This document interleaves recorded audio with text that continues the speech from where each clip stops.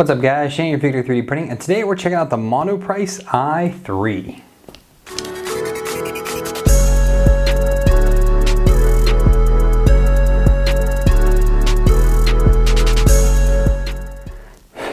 Welcome back guys. So as I said, this is the Monoprice i3, not to be confused with the Monoprice Select Mini apparently. This went on to a flash sale on eBay. It was an eBay exclusive for a couple days, sold on Slick Deals. It was $100. It was like 106 maybe it was. Super duper cheap. So I thought, should I get one? I pondered it for a few days. I went ahead and bought it. So let's see what this is all about, huh? We have stop. Read this before unpacking your printer. Do not return to reseller you purchased from. If you're having trouble, contact Monoprice Technical Support at 3dprinter@monoprice.com. So there's that. In here we have a Monoprice labeled or branded piece of build tack looking material, a little smoother than build tack. And then we have the Monoprice i3 Mini 3D printer. Now, if you look at it, it is, you gotta see that there, it is reversed of what the Select Mini is. The Select Mini, the tower is on the right side of the printer. This one, it's on the other side. So, no, I'm sorry. Select Mini is on the left side of the printer. The tower on this one is on the right side. So it's like the Select Mini, but like flipped. I don't know what's up with that. And then we have some natural colored PLA here. So it's 1.75 millimeter, 195 to 220, 50 to 70C. You think since they're including filament, they tell you exactly what to print it at, but they did not. All right, now once we get this up, we're gonna have to flip it. We're gonna pour it like this. Yep, there it is. Ooh, there's that. And then there's another thing in here. Thank you for your order. Under the product number search field, 100% satisfactory. Extended warranty program. Yeah, so there's all that stuff. Okay. This is packaged super well. Alright, so down here we have a box. Ooh, accessory box there. Let's stand this up.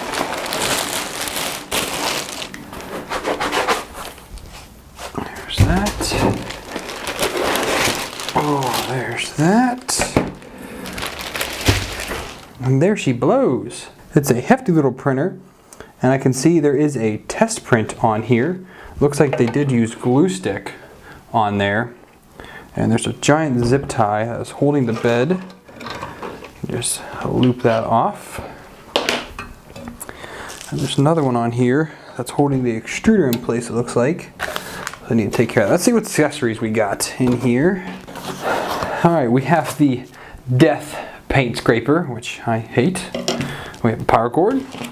We have a spool holder. Is it a captive nut for that? Yes, it is. Alright. Very interesting design. Okay, that's on there. USB cable.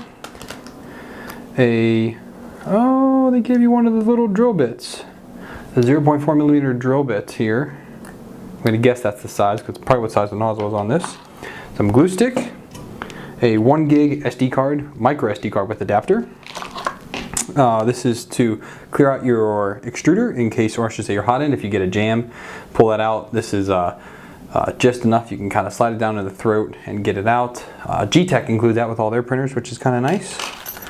We have a couple Allen wrenches, extra piece PTFE tubing, and then some zip ties, and then a gauge for the Z-axis nozzle. So, after installing the printer, turn the Z-axis. Very interesting. So it's got a little scale on it, and it tells you how to actually, you know, level this thing. I don't need that box anymore.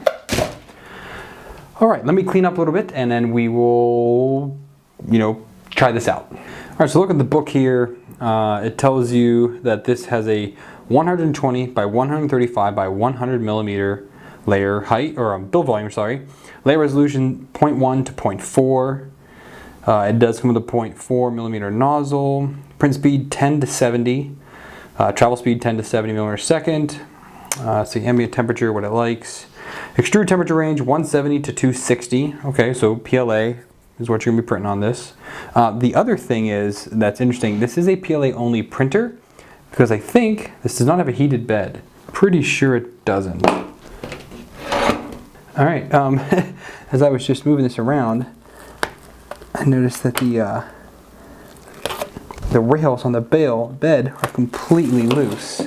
So I'll get this out of the way, and yeah, they're kind of popping right out of their spots, so I need to fix that real quick. I'll be back. Okay, so it seems that just the set screws on those two smooth rods came loose, so I just loosened them up a little bit more, got the smooth rods into the front holders. As you see, they don't pop out the front, but they do come out the back.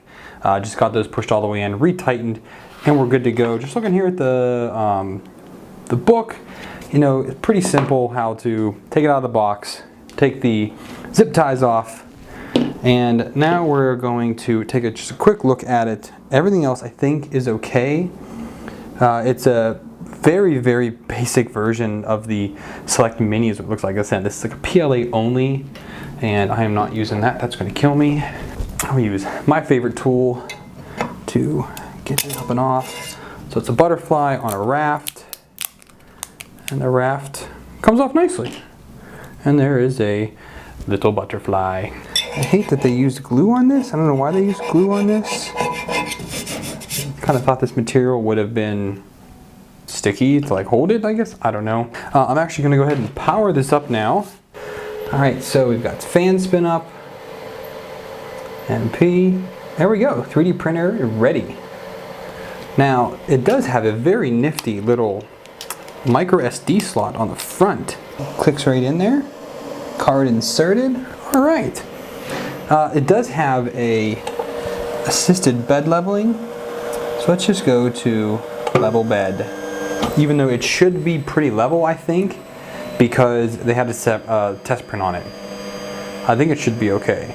We'll find out though. So the level wizard will guide you through leveling the bed. Next. Oops, level bed. I pressed the wrong thing, I guess. Next. Okay, turn the thumb wheel until paper slides between. So we're going to use the little guide they gave us.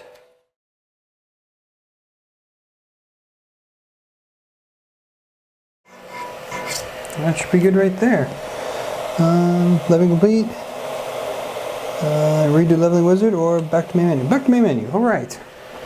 So pretty much once you level the bed, it says to there is an add filament. So quick settings, change filament, add filament.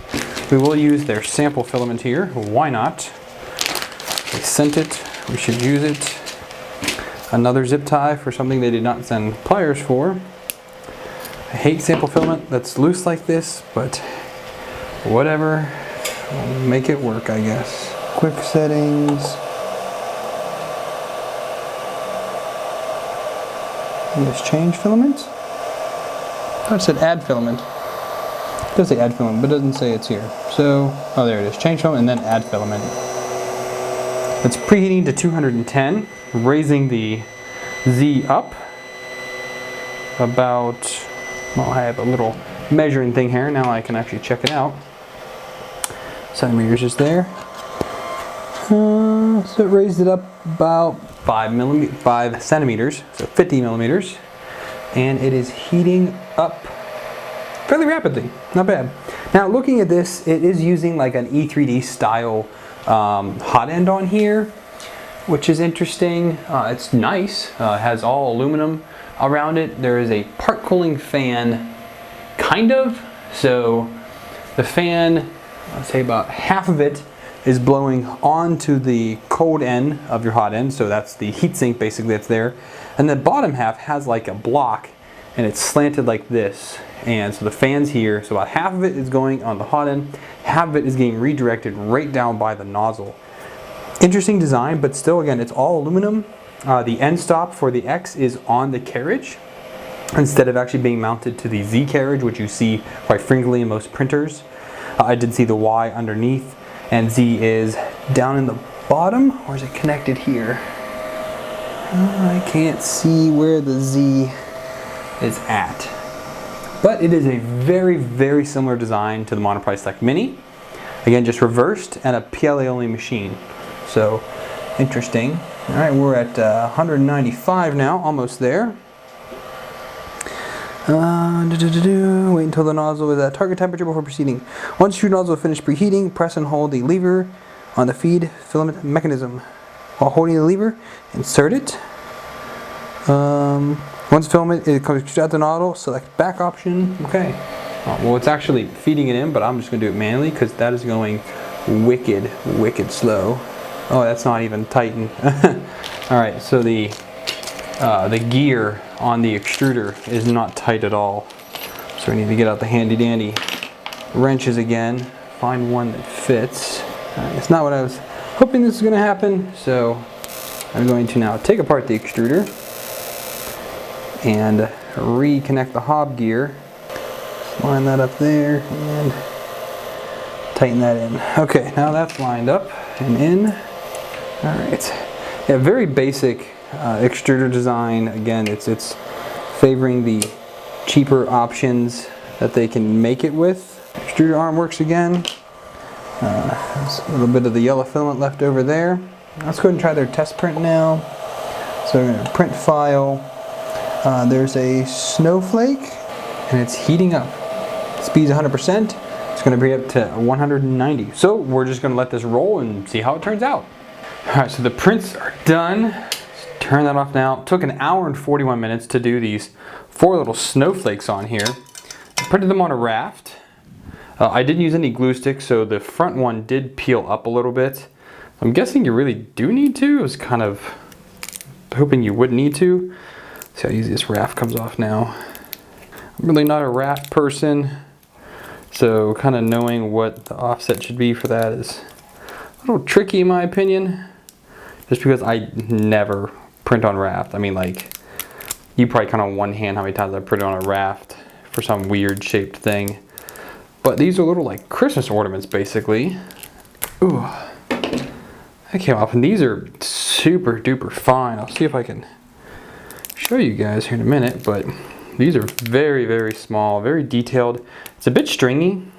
Again, this is their filament on their settings, so it is quite stringy, I guess. Not really too impressed with that part, but that could just be sometimes like the stock profiles that they use to slice these with, you think would be like out of this world, but they're really not. Because most of the times the people making the profiles are not that good. Not saying I'm the best. I mean, I am, but you know, hey, modesty a little bit. Yeah, they are pretty stringy in there. Anyways, I'm glad to see that it actually printed well. I did have to adjust my Z a little bit. I was off a smidgen when it started laying down the raft, or the, I should say doing the skirt, because I was able to just go ahead and adjust that on the go. And this one's really hard to get off. There we go. Yeah, so these turned out, yeah, pretty stringy. So I think the retraction needs to be upped a little bit on these, just because it's not really that great. So yeah, that's the Monoprice i3 first print. Kind of checking it out here on my channel. It doesn't seem to be too bad of a little machine, you know, for PLA only. I can't really compare it to much. I have a few PLA machines, but I think maybe after I do some more test prints, maybe I'll cut another one on now just to use up the rest of the filament. It did actually have enough filament to do these little guys and all this raft. So another reason I want to do raft is it's so much waste. It's unneeded waste. Like if I had a multicolor machine, that waste would be warranted, but the waste on raft is not warranted in my opinion. Yeah, so interesting little machine. Again, it is 120 by 135 by 100. If they still have this on eBay, I'll give you guys the link down below to check it out. If you can get it on Monoprice website, I'll link that down below as well. Again, if you want to try it out, I'll eventually get a video up of a review of this machine and how it has done over, probably 2, maybe 3 months. I don't like doing reviews very quickly after I get a machine because that's not realistic. You need to use a machine for hundreds if not thousands of hours to understand what it can do and limitations and problems you've had and how long it actually lasts. How long it lasts is kind of but we all do the best we can, the YouTubers that are out there, and at least I try to do the best I can for the most part. Anyways, hope you guys enjoyed the video.